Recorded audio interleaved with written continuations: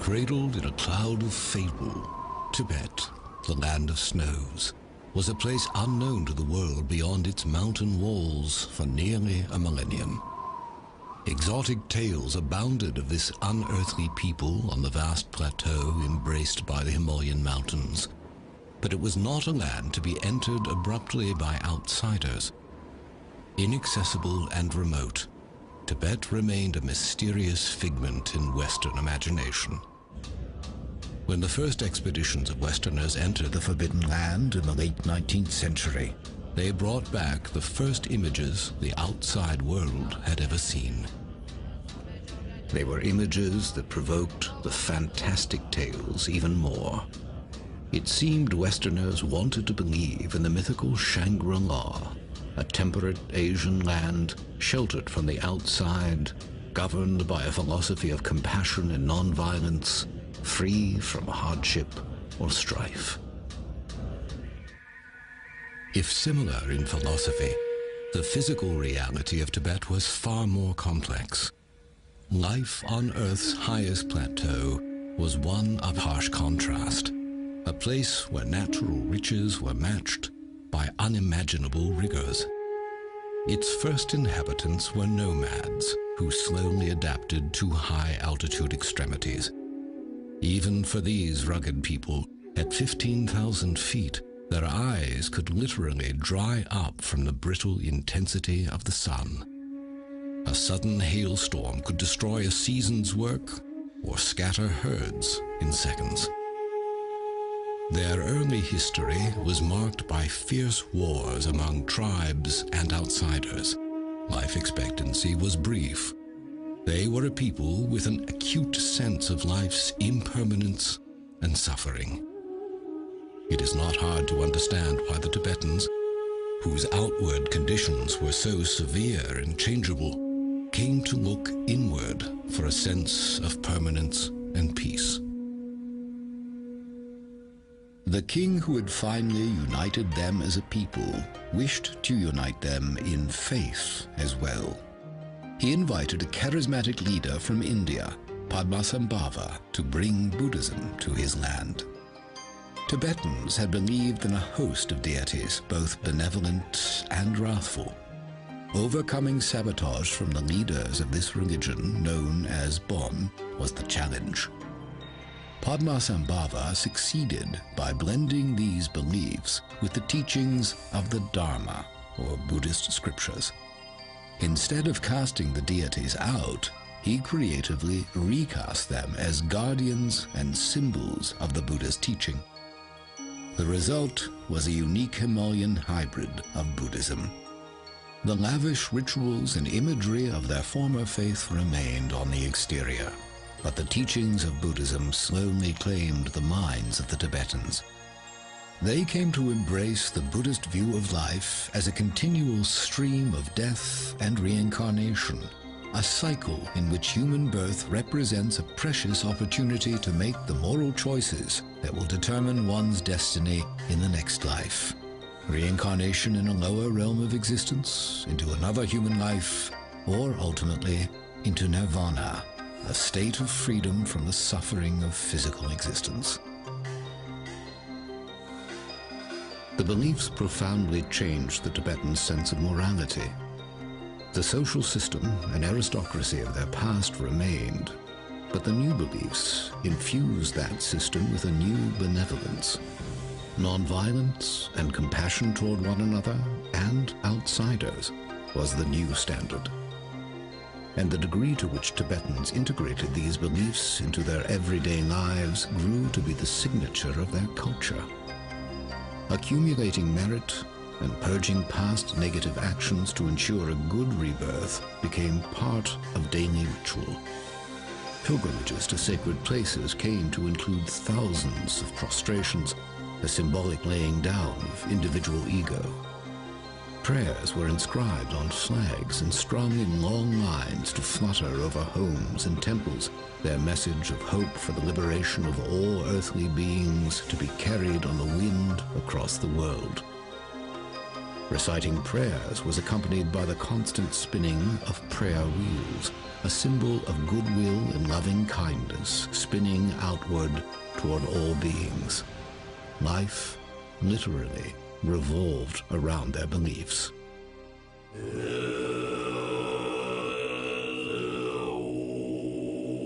As a community, they sponsored monasteries for the study and practice of Buddhist teachings. These vast structures were homes for tens of thousands of monks and nuns, publishing centers for all Tibetan society, and libraries for ancient texts. Unlike the more ascetic forms of Buddhism, the Tibetan version embraced the arts and sciences as tools toward understanding the infinite. Drama, music, art, astronomy, philosophy, and medicine were all taught at the monasteries. At the height of Tibetan civilization, the monasteries numbered over 6,000, with 1 in every 6 Tibetans becoming part of monastic life. Study began in the earliest years. Earning the equivalent of a doctoral degree could demand 20 years or more. The monks became the keepers of knowledge for all Tibetan society, and the thread linking all generations was a tradition of discipleship.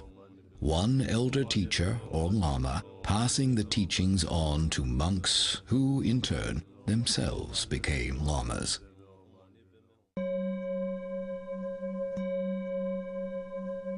The new Buddhist beliefs also produced the most fascinating of Tibetans, the yogis.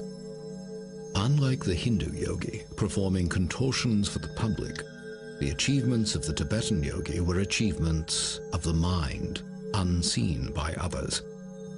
The Tibetan yogi was a monk or layperson who, having studied the teachings of the Buddha as a scholar, wanted to actually experience their promise within his own mind, a state of existence called enlightenment.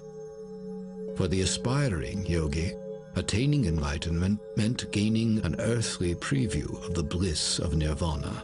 Through intensive mental and physical exercises in remote caves or huts, their goal was to rise above the suffering of samsara, or physical life, and discover the purest nature of consciousness. In their quest, meditation retreats could last for years. For centuries, Tibetans revered these yogis as the most mystical people in their society. They supported their pursuit of enlightenment by providing the monasteries with food, clothing, and currency. The yogis inspired Tibetans with the hope that freedom from the suffering of physical life might indeed be attainable.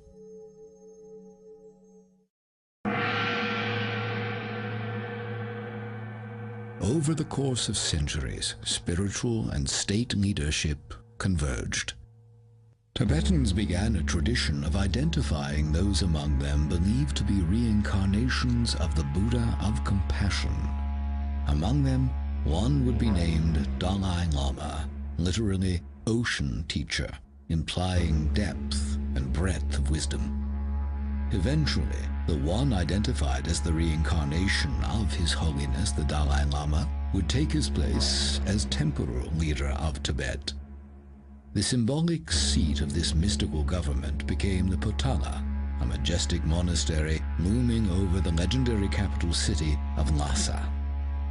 Well into the 20th century, Tibetans remained virtually untouched by the modern world.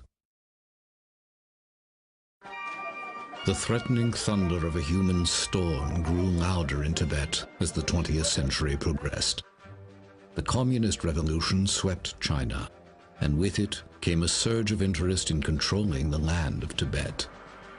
Invoking past diplomatic ties between Tibet and Imperial China's various monarchies, Mao Zedong used these as a thin pretext for claiming Tibet's strategic location, rich geologic resources, and the headwaters of key Asian rivers. In 1949, he announced that Tibet would be returned to the motherland, vowing to fill the region with 60 million Chinese within 10 years. Under the guise of liberating the Tibetans from an archaic way of life, the Army of the People's Republic began invading villages and monasteries. The tensions of their initial occupation and opposition to religion grew into an increasingly brutal campaign to replace Tibetan practices and people with their own. The world had not yet absorbed the shock of Hitler's Holocaust, when a new one had ignited in Tibet.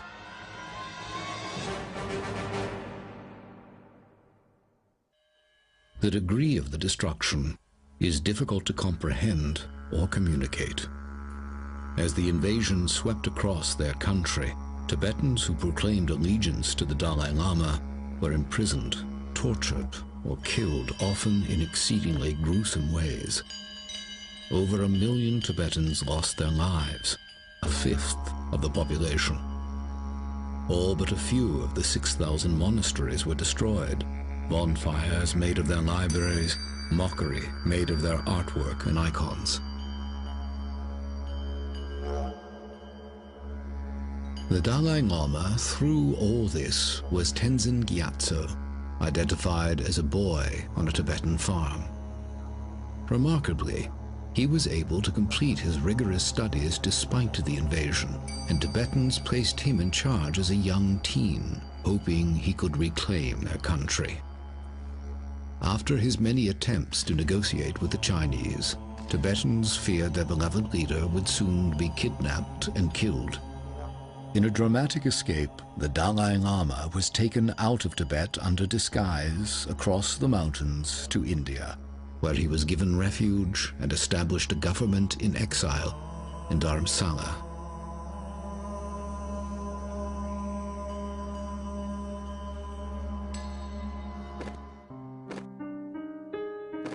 Chinese cruelty escalated in the years following the escape of the Dalai Lama, prompting a flood of Tibetans following His Holiness to India for refuge. Among them were a number of their revered yogis.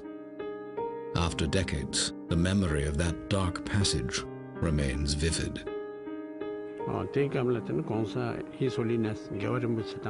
After His Holiness the Dalai Lama departed for India, then the class struggle and purge started, and all those who had name, fame, or prosperity were purged.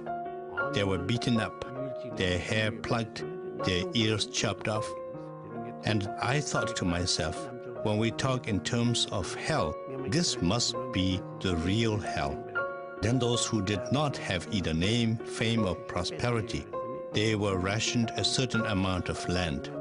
Then a couple of years down the road, the Chinese would turn around and say, "Where did you get all these? You must be part of the class system." There was a lot of pain and suffering.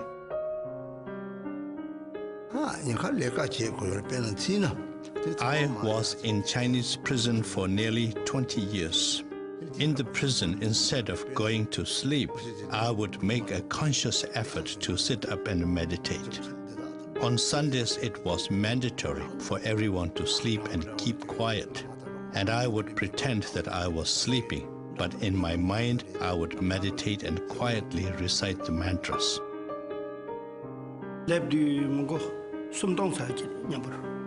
When I left my homeland, there were about 3,000 in my group. When we reached India, there were only about 500 left. Many were killed on the way by the Chinese. Many died because of hardship in the journey, and many went back to Tibet.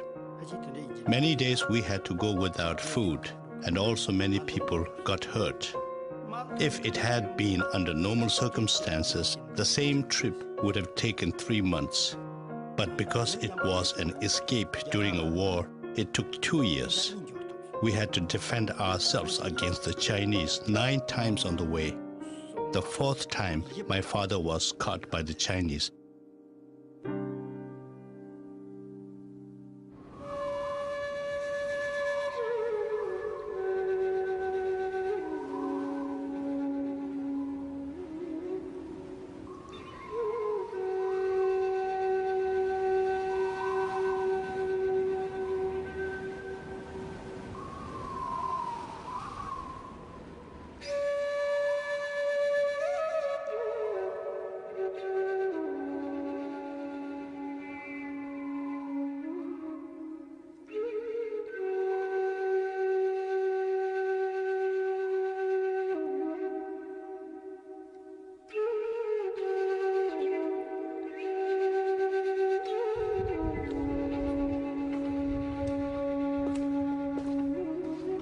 In the decades since the invasion, Tibetans in exile have attempted to recreate their life as it once was. In the Indian Himalayas, there remain places sacred to Tibetans from long ago in their history that have taken on a new preciousness since the destruction of their homeland.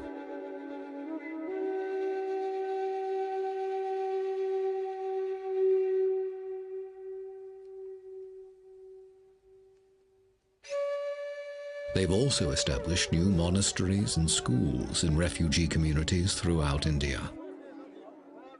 The government in exile remains in Dharamsala, working to help their people rebuild their lives.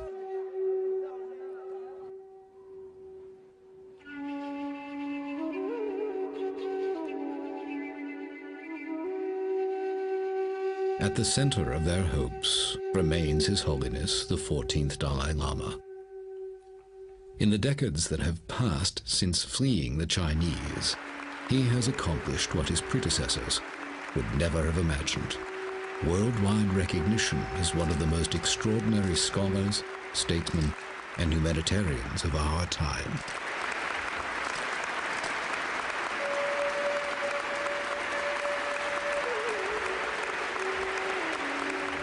Our nation, Tibetan people, passing through very, very difficult situation, very difficult period. The period almost one ancient nation with unique and rich cultural heritage as well as spiritual heritage, now almost dying. I think, firstly, as quite a human nature, when someone, you see, who get all power, then eventually power spoil or destroy one's own sort of good quality. Then secondly, I think unfortunately, the totalitarian regimes, the communist sort of society or government system, is the dictatorship actually, I think, legalized, isn't it? So once you see this certain sort of structure, created that way, then the system or the structure itself, sometimes, I think, help, to produce that kind of, the person. Now, I think the democratic China with open society, freedom of religious belief, freedom of speech, freedom of thought, freedom of information, I think that is the not only interest of the world community, but Chinese people themselves. But the destructive actions of the Chinese Communist government have not been stopped after decades of diplomatic effort on the part of the Tibetans. And as they watch the flame of their culture slowly being extinguished in their native land, the tradition of the yogis is also being extinguished. Despite the presence of monasteries and monks in exile, the complete cultural environment that produced the mind masters of the past no longer exists. Without the unbroken lineages of yoga teaching yogi, without the vast stretches of time to spend years in isolated retreat free from earthly distractions, and mostly without the devoted support of the ancient Tibetan civilization, the tradition of the yogis is nearing extinction. Once the most reclusive people in the world, they are coming forward now with unprecedented candor to preserve their legacy of 1,000 years. Living out their lives amongst us are the last of the master yogis of Tibet.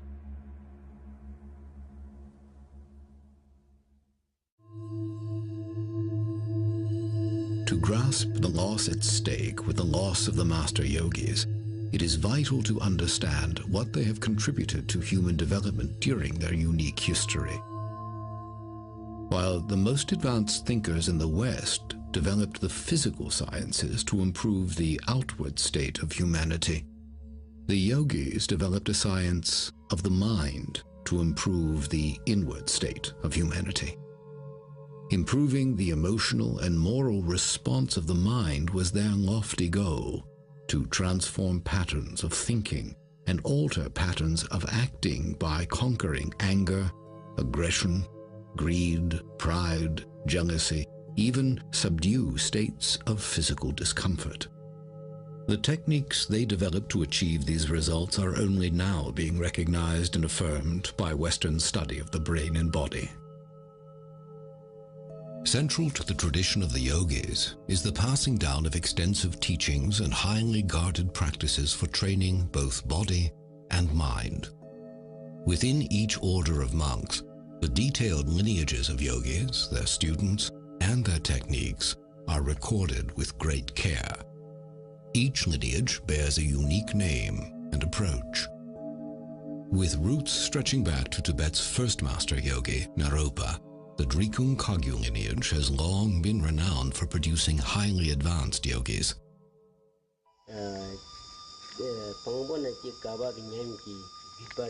The Drikung Kagyu lineage has been running continuously without any kind of breakage in between or any kind of adulteration.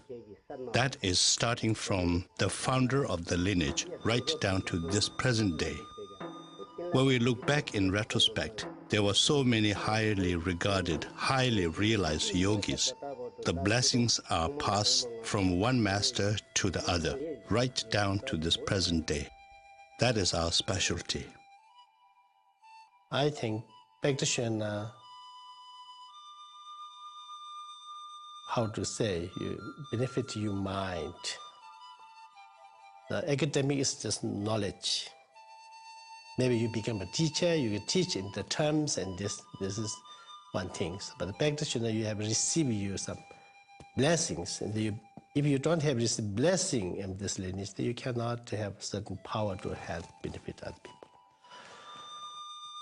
And also, someone who not go to the academic school, but his practice, he certainly opened his wisdom. And he also know other people, how they need to benefit. He will know. What is it then that defines a yogi? How do they differ from the ordinary monk? Outwardly, few clues are to be found. The most lucid answers to the question come from those who have walked the path themselves. A yogi is a person who has a profound experiential understanding of the true nature of all phenomena. The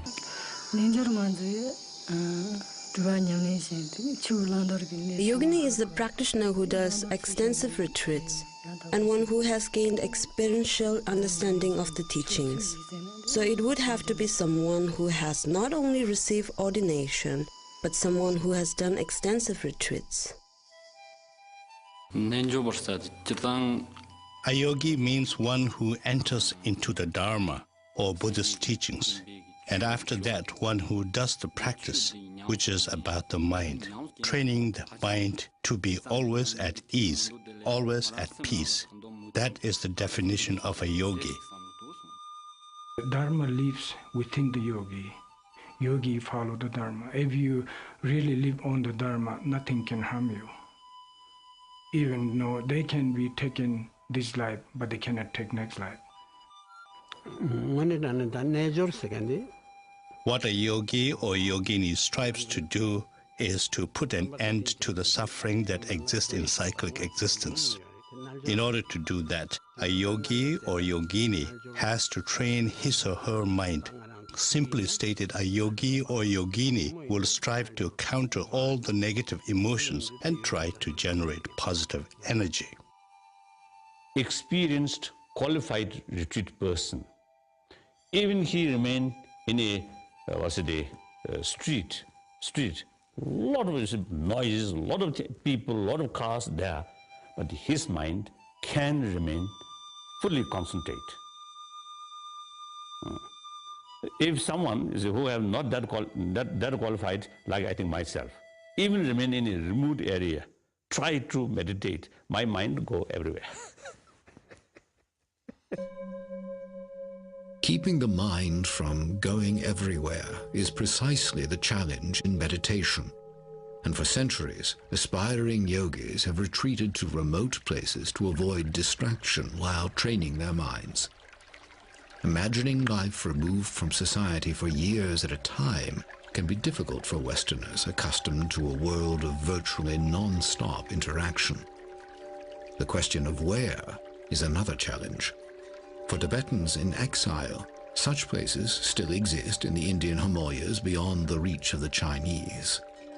One of the 24 sacred places in Tibetan Buddhism is Lapchi, a meditation place, a Milarepa, one of Tibet's first yogis revered for abandoning a criminal lifestyle and attaining enlightenment within a single lifetime. A monk hiked for 6 days with a heavy camera into the mountains to bring back a glimpse of this primitive retreat. Even now, the images he recorded were permitted with reluctance.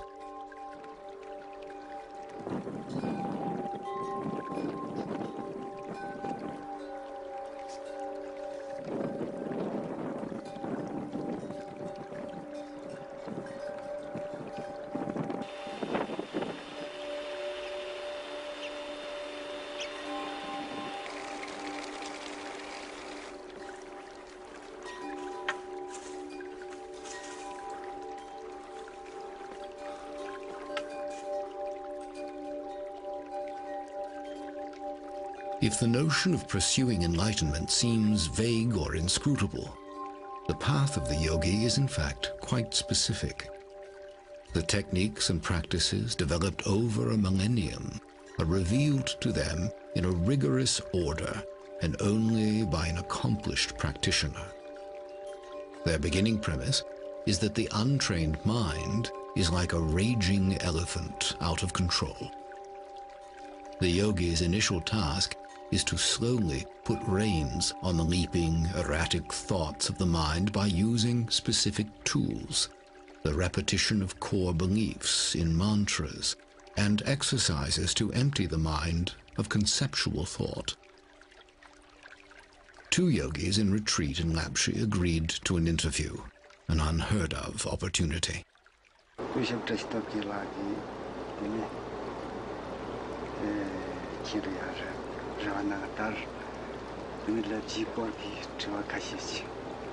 You have come to Lapchi when I have taken a few days' break in my retreat. This is an auspicious coincidence, and something like this can only happen because of past connections and aspirational prayers. Milarepa went on a very long retreat in Lapchi and reached enlightenment through the practice of TUMO. He left several footprints on the rocks of Lapchi, which attract many pilgrims.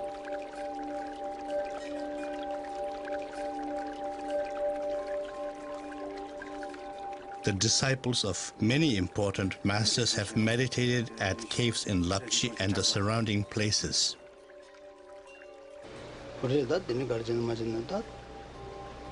I am here on a retreat with permission from His Holiness Chetsang Rinpoche. After many years' retreat, I came to the conclusion that a human being's physical constitution in particular was a big impediment for serious practitioners. I came to realize that the only way to remove these impediments was to attain mastery over the 5 elements, so that my practice did not have to be dependent upon sustenance and health. I read Milarepa's life history. It completely ravished away my mind. I strongly aspired to master the 6 yogas of Naropa, as well as the secret prana, nadi, and bindu, the 3 main components that are important in the practice of yoga. At any cost, I was determined to train myself to be able to master TUMO or Chandali. To do this, I found that Dharamsala was not conducive to the attainment of my aspirations. I needed a teacher who could pour down in me his experiential knowledge of such practices. I wanted the result of my efforts to create and leave an indelible imprint on my mind stream that I can forever carry forward. The most difficult thing to do is remain in single-pointed concentration. bodily efforts like doing hundreds of thousands of prostrations and the efforts of speech like recitation of mantras are no problem. Controlling the mind is.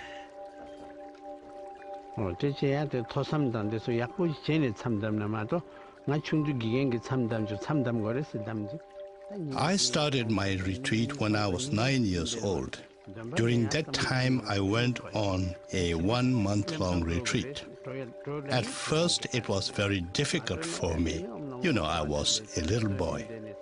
I would count the days on my fingers, say 1 day is gone, 2 days gone, how many balance remaining? Should I go out of the retreat place? If I do, what would be the consequences? These kind of questions keep on popping up.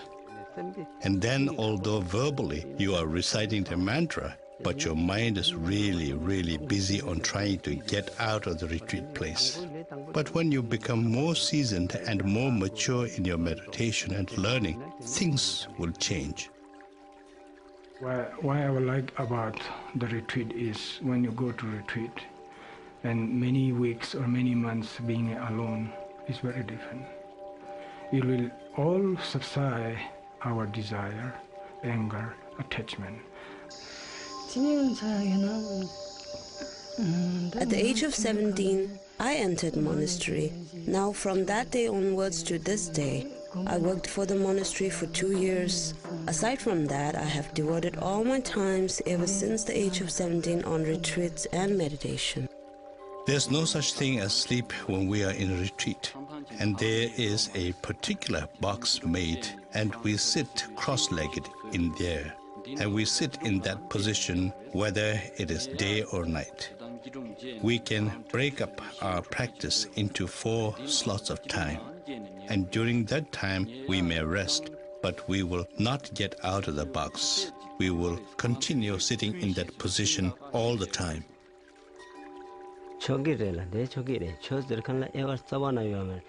Whoever wants to go on a retreat, whether that person is nun, monk, or lay person, all are welcome.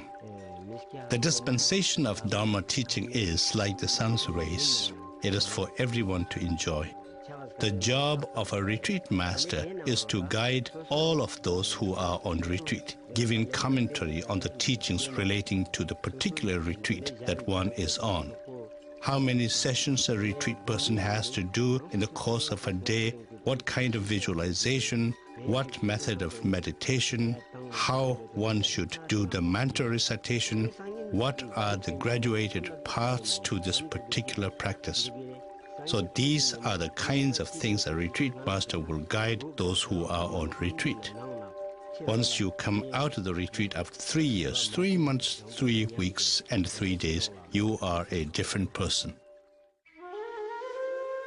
If one is a different person after 3 years in retreat, the effect is exponential for those who have devoted decades to retreat. Indeed, the most profound evidence of the mind-altering effects of prolonged retreat are to be found in the oldest practitioners. Yet many of these elders have been imprisoned or killed in the half-century of Chinese occupation. Perhaps the oldest living Tibetan yogi is Drüong Rinpoche, possibly the most revered yogi alive today. Here, for the first time, he grants a filmed interview, a rare glimpse into the mind of a meditation master.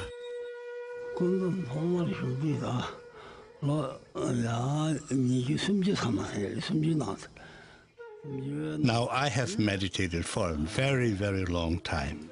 It is very difficult for me to exactly reflect back and count the years that I had meditated. The reason for this is because although I do appear like a human person outwardly, my mental state is so different. Different in the sense that my focus on mundane things is not consistent. When one meditates, from the very day when one decides to go on solitary retreat, one has made a conscious decision to endure all kinds of losses. Good clothing, good food, name, fame, and prestige, all these things one must be ready to forego and give up. We are rationed the barest minimum amount of water and roasted barley flour for our sustenance, so that we may be able to sit in a meditation posture. Only once in a week we would have the smallest possible amount of food for our sustenance. You have to persistently make a consistent effort and undergo all kinds of hardship. Without undergoing hardship, one would not be able to experience the mental state of all the glorious past masters. When I meditate, I can see all my former lives. I have been born in the realm of hell. I have been born as a hungry ghost. I have been born many times as animals. All these things become very, very clear when one is in meditation. I've gone through the 3 lower realms of existence many times. In my meditative absorption, I always go through the pardo or intermediate gap, which is to say, between death and rebirth. But there isn't a great deal of point going into these. When one understands this life and the life after as one, to such a person there's no need to go into these nitty-gritty things. When one's body is already dismantled in one's meditation, there's no question of death or discarding one's physical body.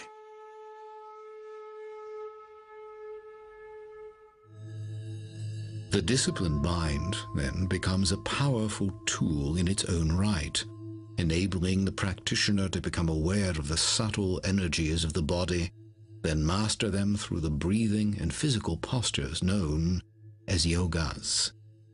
Modern Western medicine has documented the mental powers of these meditation masters. One such practice, TUMO, was developed for generating body heat in the icy caves of Tibet. Yogis who have mastered TUMO are capable of immersing themselves in icy lakes and, 15 minutes later, producing visible steam rising from their robes.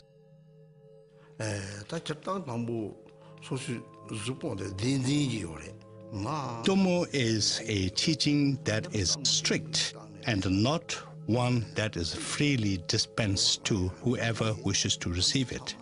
However, our environment and the time are very different now. So, backed by loving kindness and compassion, I am now showing it. And to me, it's not a violation of our yogic vows. TUMO is a practice that will bring about bliss and happiness, psychological as well as physical. The visualization is a lot simpler. When you visualize yourself as a fully blown up balloon that is hollow, then you visualize a little object inside you, glowing and generating heat. It is a very useful tool to help oneself and heal oneself. Other yogas were designed to benefit bodily health and to improve the length and quality of one's precious lifetime. While many basic yogas have been taught in the West for years, many of the more difficult and exotic yogas have been kept secret to preserve their purity. One such practice, Trulkor, was developed for opening the wind channels of the body, the pathways of energy associated with breathing. Through the practice of Trulkor, the yogi is able to improve breathing functions, help the body release toxins, and clear the mind. The filming of this demanding practice was permitted with great reluctance. In order to learn this thoroughly, it takes at least 2 years. But then you cannot leave it at that. You must do the practice all the time. Unless I'm traveling, I do the exercise 2 hours every day. And now I have one request.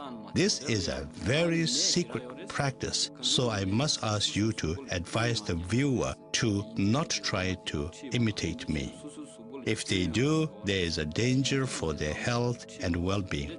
Because this is so secret, we must learn it from a particular teacher who can give the teaching from the beginning to the end thoroughly.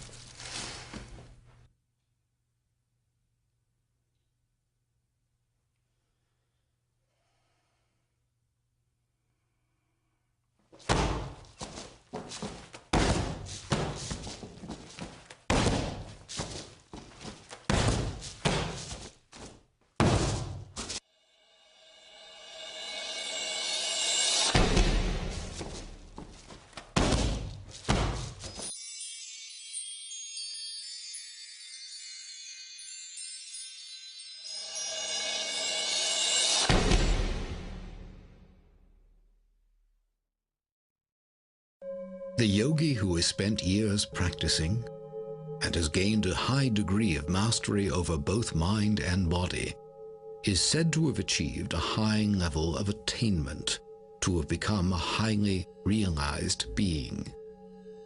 Their powers are sometimes said to extend into the realm of the paranormal. Such supernatural stories have swirled around the Tibetan yogis throughout their history, thickening the cloud of mystery surrounding them. Tales of telepathic communication and mind controlling matter are reported among advanced practitioners to this day.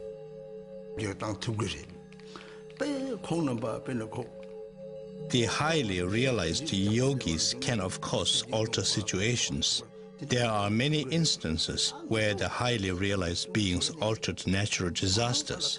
One example is where Chinese soldiers came to cause harm to a monastery or its inhabitants. All of a sudden, the change of weather, extreme poor visibility, the falling of hail, making it absolutely impossible for these people to come to their destination. There are so many different instances, far too many to narrate. There is a most wonderful and sacred meditation cave where it is said Guru Padma Sambhava meditated. I went there when I was only a boy, but I had a tremendous amount of devotion. When looking across the cave, I really felt like saying some prayers. I offered 3 prostrations and said, please show me some sign so that my devotions will further become stronger. And instantly there appeared a rainbow at the mouth of the meditation cave, and there I saw Guru Padma Sambhava. So I was just overwhelmed and really so very happy. And all my focus was on the mouth of the cave and Guru Padma Sambhava. There were a lot of nuns with me, and one of them said to me, Rinpoche, Rinpoche, watch your foot. It is sinking in the stone. And I had to look, and there was my foot, making an imprint in solid rock, because it was really, just as the nun said, it was sinking.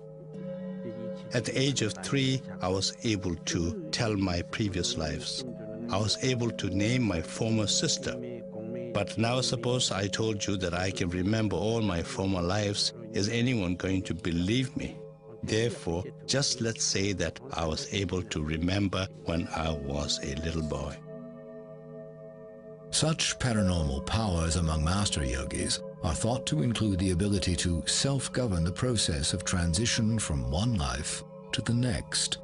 This is very often you can see in many good practitioners. Most of the people die. After die, you can change your face, the yellow, pale, and when you do the pinch in your skin, also they will stay there. But the real practitioner who has when the passing and the meditation state, they continue their stay. Then you pinch in here, this also like now, and they immediately going like this. And also they have a little bit heat and warm and heart center. Also the face is like the lap light, and very unusual one. And happened that my story is just 1 year ago, and Bhutan, one of Master Ginjun Renjin. So he stayed more than 1 month, and they never changed. For aspiring yogis, events such as these imply control over the process of reincarnation. Even His Holiness the Dalai Lama has stated that if the Chinese communists are still governing Tibet at the time of his death, he will choose rebirth outside of Tibet. Controlling the process of one's own death and rebirth is the subject of some of the most fascinating stories surrounding Tibet's yogis. Lama Drupon Samten recalls vividly one such event in his early years as a student, the death of his own teacher, Kemgor Rinpoche. This is my teacher, Kemgor Rinpoche. He invited all the students. He told he's going to pass away. No illness, nothing sign of death, nothing. He just normally get up, do his prayer, and he told his attendant to make a good tea. And then he make a tea over and over and until he's satisfied. And he says, all this prayer together. And when he get to the completion state, he says, this is the time for me to pass away. And just like a falling asleep, like a Buddha, no? Just he put his right hand under his chest and then lie down and look at each person. No, he's doing prayer for each person to benefit in the future. and he passed away. Telling stories such as these, indeed revealing any technique, tradition, or experience to someone who has not completed yogic training, was once a violation of yogic vows to extreme secrecy. The reason was to maintain the purity of the teachings. The fear was that, taken out of context, exotic forms of yoga and meditation might degenerate into ego-centered showmanship. And in the eyes of the elders, the opening up that is taking place now is seen as a significant risk. When His Eminence Drulong Rinpoche was asked about the cutting of his hair, a practice known to signify that a yogi is preparing to die, he displayed the stubborn elusiveness of a yogi under strict vow. There are many reasons why a person in retreat would grow hair. Let me think about it. Yeah, there are many reasons why one would grow one's hair long. Let's just forget about it, shall we? A good number of things happen to me. It will just boil down to misleading people. Forget it. You know, I just cut it because I am old, and the hair was really hefty and weighing me down. That's why I chopped it off. I have pledged not to mislead people. Now, if I told you a whole lot of tall tales, that will amount to misleading the audience. I have absolutely nothing whatsoever, and I have nothing to tell you. This is the first time I have been asked to tell about these things. We are not supposed to reveal the ins and outs of what goes on inside a meditation cave. If we do, then there will be consequences. The past masters, including Tilopa, have categorically said there was never an instance where he revealed the secrets of meditation. We who follow in their footsteps must do the same. Although it is known that Drulong Rinpoche did cut his hair in preparation for death, His Holiness the Dalai Lama asked him to live a little longer to help pass on and preserve Tibetan teachings. It is said that His Eminence agreed to do so, and has decided to live until the age of 100 to help his people.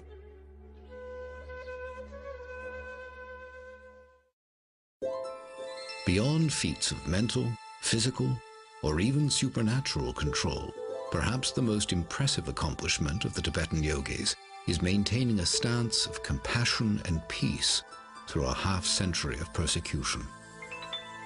The teachings of loving your enemies and praying for those who persecute you are familiar in the West, but are, few would argue, among the hardest to practice. Skeptics may well point out that feelings of love and peace may be easily generated when you're by yourself in a cave, but not when you're coping with the human conflict inherent in real life. Yet, the claims of the Tibetan yogis have been put to the extreme test in the Chinese Holocaust. How does one retain compassion in the face of raw cruelty? Some use the ancient the text stated or says, one's own enemy is the best teacher. Now, one example. So one old monk who in previously the Namgyal monastery, one monk of the Namgyal monastery. Now he spent almost 18 years in Chinese Gulag after 59. So after he released from the camp, eventually he joined with me here. So then one day I casually asked about his experience in the Gulag. Then he told me a few occasions he faced some danger. And I asked, what kind of danger? I thought danger of his life or something like that. Then he answered me, danger of losing compassion towards Chinese. So, that's we as a practitioner, we deliberately try to keep compassionate attitude towards one's own enemy is very essential. I don't blame the people of China. I blame their policy or their culture, because it's a communist culture. The culture is at fault, not the people. In the ways of what we call samsaric beings, in the ways of the ordinary people, lay people, if I followed that, yes, obviously, yes, there would be sadness in my heart. And there were a lot of sufferings that were brought about to a lot of people and to myself. But as a practitioner who believes in the cause and effect, I'm a very, very happy person. I have no grudge against anybody. I have no grudge against the Chinese people or the Chinese government. Whatever befell on an individual, it was because of his past karma. Unhappiness does not crop up out of nowhere. It is a result of one's commission of negative karma in former lives. For example, when you cheated others, when you tried to defeat others, when you try to gain at the cost of others, these result in what we call the ripening of karma that brings about pain and suffering. So when you do negative deeds, the result is a state of mind that is often referred to as hell. When you have done positive deeds, it brings about happiness. I was born after the Chinese operation in Tibet. I am upset with them, and I am sad, because the Chinese have been very ruthless to Tibetan people and my family. You name it, they have done it. At the same time, they have destroyed so many monasteries in Tibet. Maybe it is because I am still young and my practice is not strong enough yet. Maybe this is why I am upset with the Chinese. As an antidote to conquering very strong negative emotions, we would resort to doing the sevenfold Vairocana posture meditation. There are different wind energies inside a human person. In one posture, the wind which enables us to excrete waste enters into the central nerve channel, eliminating some of the negative emotions. When you broaden your shoulders and sit upright, the nerve or vein-related winds enter and get rid of ignorance. When your neck is slightly bent downwards at an angle and you touch the tip of your tongue on the palate, then fire-related wind enters and dissipates desire. When you lower your eye a bit so you almost see the tip of your nose, the space-related wind enters and gets rid of egocentric pride. When you sit cross-legged and remain in single-pointed concentration, then water-related wind enters and helps get rid of jealousy. These postures are a very good method of getting rid of some of the negative emotions. Are newer generations of Tibetans raised exclusively in exile, immersed in contemporary culture, displaying the discipline and compassion of their elders? Evidence of cultural erosion is appearing among younger Tibetans in exile. Demonstrations and violent protests are becoming increasingly common in refugee towns. Some are beginning to question the pacifist approach of their leader. Even so, the spirit of their native culture remains strong, and some still aspire to the example of past masters.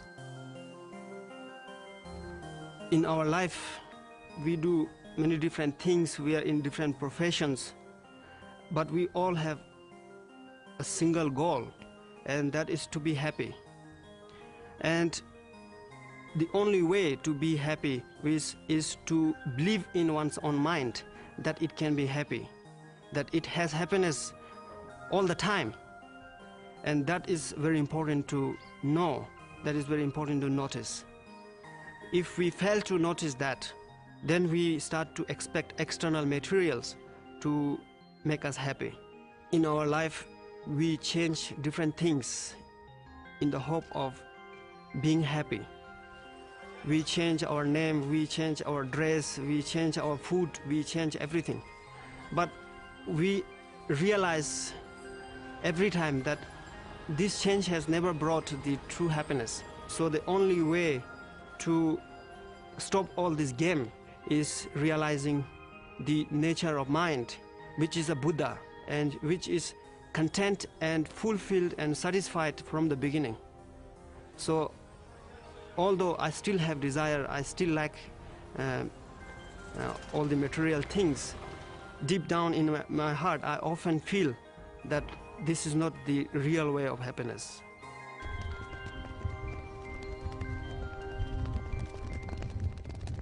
Yet even the most earnest efforts of these young practitioners cannot maintain the tradition of the yogis as it once was. The number of authentic elders dwindles daily. The best the younger generation can do is preserve the practices of their ancestors, the shadows of a total lifestyle that will never again be possible.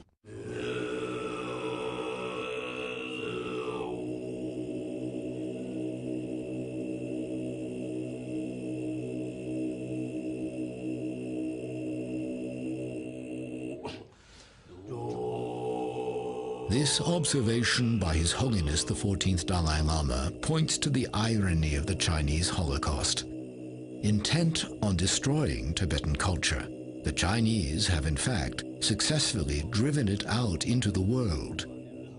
It is seen in a phenomenon that began shortly after the invasion and continues today. Once the most reclusive people in the world, the master yogis of Tibet have begun to migrate westward. As hope of reclaiming their native land fades, they are relocating to establish temples and teaching centers. Now the Buddhism is developed in West, so we have centers from South America, from Chile to North America to Canada, and we also have Baltic countries, in Central Asia, we have maybe 40 centers more than. So we have to also properly guide the Buddha's teaching. It is in one way, a very difficult situation in Tibet today, and it's been that way for many years. But from that, we have so many wonderful teachers and examples that have come to the United States, Europe, and different countries to make Buddhism available to us. One day His Holiness the Dalai Lama called me down and said, well, this is time now. It is time for you to actually come out of retreat. And now your time has come to benefit all beings. Listening to that advice, I ended my retreat. And from that day onwards, to this day, I have visited so many countries, and I have taught so many countless number of people. And it was absolutely as His Holiness said. I benefited so many people, and I keep on going strong. Now, since I came to the United States, it has gone 5 years. The job of all Dharma practitioners is to help other beings. In countries like India and Nepal, there are many lamas, and teachings are readily available to the population. And this case does not apply in the United States and other Western countries. The main point of the teachings is the generation of loving kindness and compassion. And I hope to help people in the United States and teach them loving kindness and compassion. Arizona has become home to one such center, a growing facility where Tibetan yogi Garchen Rinpoche guides the teachings. Now, where the adobe dwellings of Native Americans once stood, clusters of retreat huts, temples, and teaching rooms hug the rugged terrain of the Chino Valley. In them gather people from all walks of Western life, from many faith traditions, there to learn what wisdom this ancient people might have for a weary modern society. Well, I think the general society now has so many influences which are rather superficial in nature. And even though we theoretically have a lot of extra time, more and more I think people are finding that the different distractions and things that they do not particularly meaningful to them. And so they're searching for something else to give their life meaning. Here we saw all the technology, we see all the rich people, we have all the money, we can, whatever you want, the food, Chinese, all these different, you can get. But then people find out that having material, having technology is really not answer your inner question and not fulfill ultimate goal.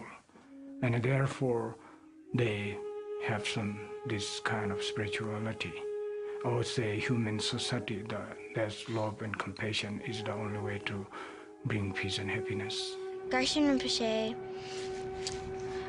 teaches patience a lot. Like, your worst enemies are your greatest teachers because they teach you patience. They teach you definite patience. And during school and when I'm at home, like, I have a 2-year-old little next door neighbor and he just gets on my nerves all the time. And so it's like, it gives me a lot of patience to practice. If I have a bad day, it makes me think about my bad day, reflect on my bad day, and there's a part that you should do every night.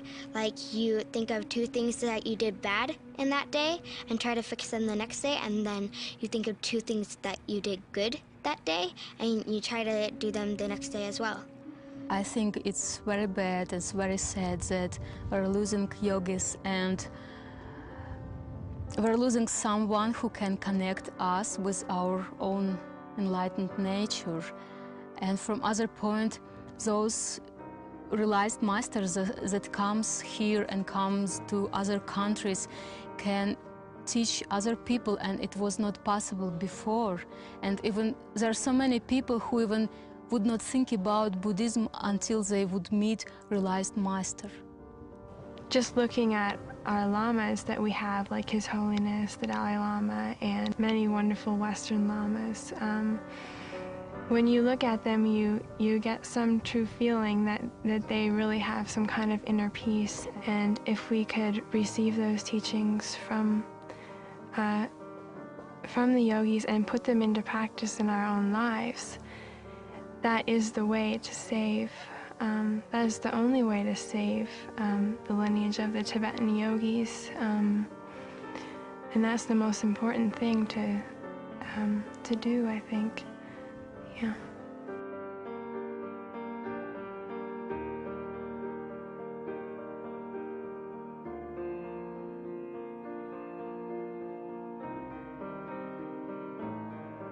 The lamas who have come to the West are still adapting to the pathways and parameters of this new life.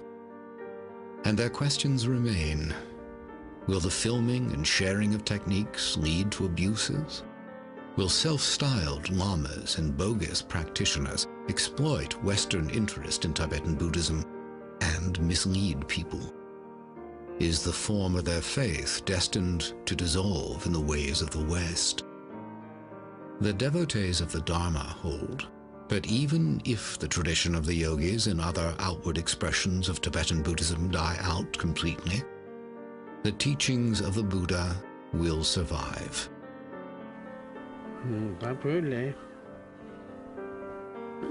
Because of the Chinese occupation, it is extremely difficult to have the same amount of yogis coming either inside Tibet or outside. The number of yogis has definitely decreased, and it is difficult to see whether we will have the same amount in the future. According to the things that have taken place in Tibet, and according to the prevailing circumstances, it would seem that the tradition of the yogis will come to an end. If not come to an end, it will near extinction.